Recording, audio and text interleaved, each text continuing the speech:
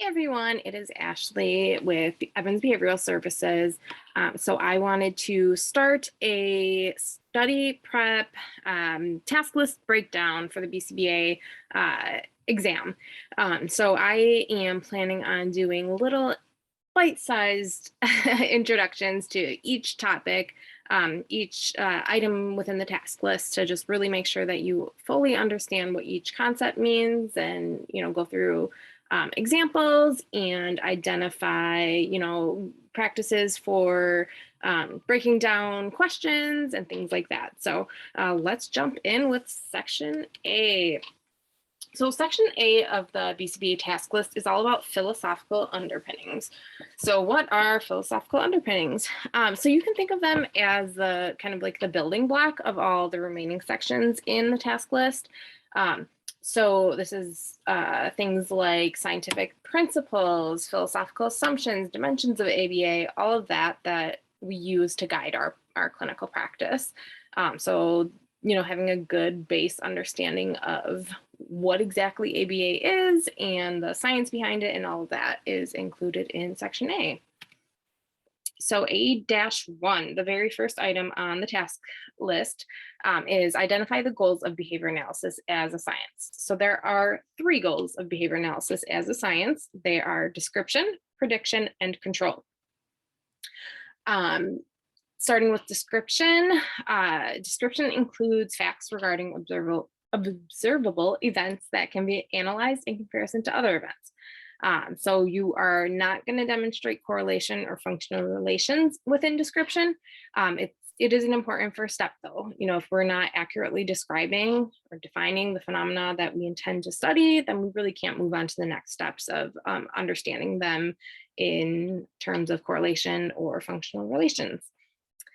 Some examples of description, an RBT records ABC data on a client's self-injurious behavior. Recording that data, that's description, you're describing.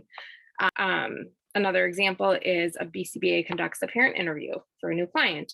The parent informs the BCBA of the behaviors that the child exhibits, some spitting, throwing. They talk about when it happens, what's occurring right before, what's occurring right after, things like that. So the parent then is describing those behaviors. So that is description. Continuing on to prediction. Prediction is through repeated observations, correlation in events is identified. This leads us to anticipating the outcome of a future event. So again, there's no functional relationship within prediction because we're not manipulating any variables. So we can't say for sure that if A happens, then B will happen.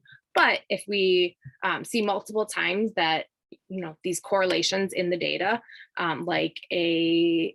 here we go. I'll go to the example. So a BCBA analyzes ABC data on aggression. So if we're seeing these trends, like the data showing that 90% of aggressions, the antecedent involved a demand placed, you can predict then that when presented with a demand, your client is likely to engage in aggression.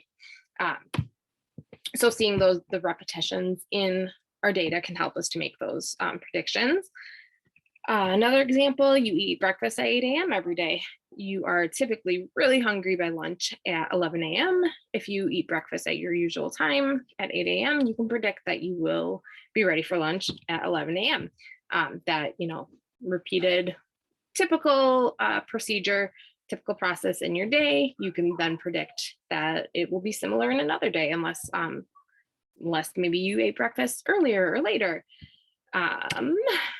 Moving on to control. Control is the highest level of scientific understanding. So this is the third in the 3 goals of behavior analysis. This one is where we will see a functional relationship between an independent and a dependent variable.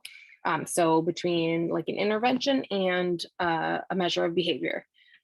Some examples, a single subject study demonstrates a functional relationship between increased social praise, which would be the independent variable, and increased rates of engagement in peer interactions, the dependent variable. Another example, BCBA conducts a functional analysis with a child who engages in repetitive screeching. Screeching doesn't occur during the tangible player control phases of the FA, but it does occur during the demand phase. Upon removal of the demand, the screeching reliably and consistently discontinues. That demonstrates a functional relation, hence control. So in the field of behavior analysis, the functional analysis is where we would be able to demonstrate that control, since we are manipulating the variables. Oftentimes we do FBAs that look at prediction, but not control. But we can oftentimes reliably predict, what the outcome of certain events will have or what effect certain events will have on the outcome of behaviors. Let's look at a practice question. So first I want to kind of go over some tips for breaking down questions on the exam and while you're studying for the exam. So when I was studying and when I took the exam, I found it really helpful to go through the process of elimination. Even when at first glance, I think I know the answer to a question, I still like to make sure that I'm kind of taking out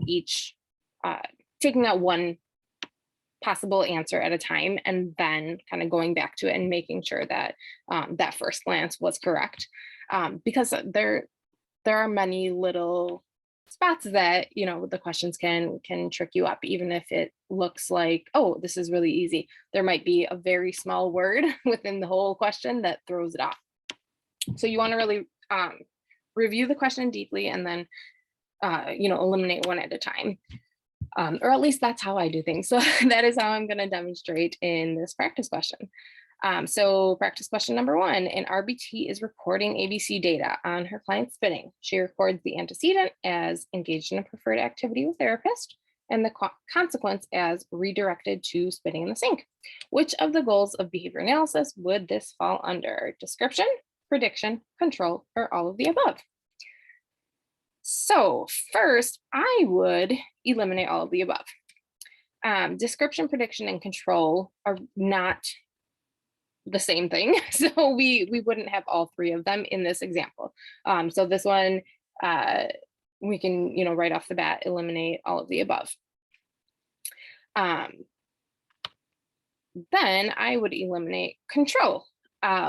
You don't see any functional relation within this scenario. There isn't like a functional analysis or any manipulation of variables. So we can eliminate control. And then we can finally eliminate prediction. While you're recording ABC data, you're not making predictions about the outcome of a future event. You are simply recording the data. Once you analyze the data and identify trends in the data, then it would be prediction. But that then leaves us with description. So ABC data is an example of description. So you're describing what the behavior looked like, what was happening in relation to other events, things like that. All right. Thank you. I hope this was helpful for all of you who are studying for the BCBA exam. I will continue to get these videos up and running with just small little bite-sized breakdowns of each item within the task list, so that you can, study one at a time and make sure that you've got a full grasp on the concepts and everything.